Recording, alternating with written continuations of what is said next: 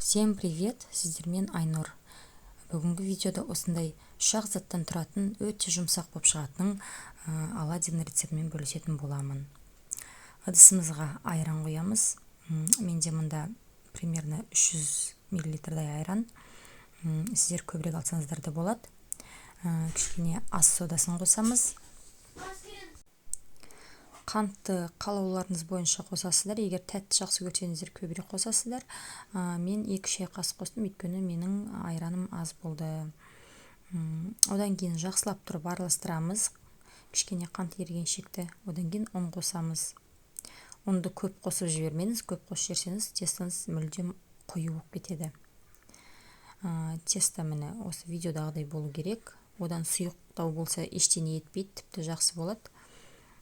Одан кейін отымызға табамызды қойып, сұйық майымызды құямыз.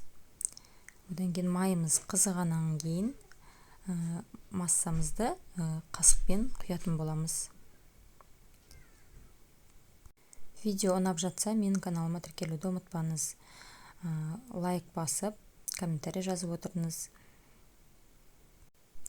Осылай қасықпен массамызды саламыз. Оладьиді міндетті түрде баяу отта пісіреміз.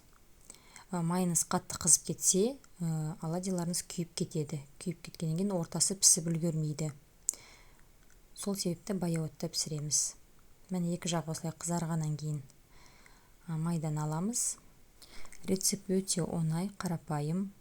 Даже тамақ істей алмайтын адам да осыны пісіре алады деп ойлаймын. Бұны міндетті түрде айраннан емес, ашып кеткен сүттен де жасауға болады.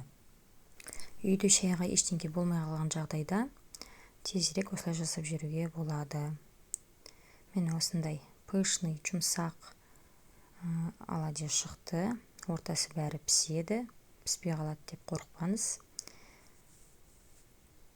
Видеоның соңына дейін көргендеріңіз үшін үлкен рахмет.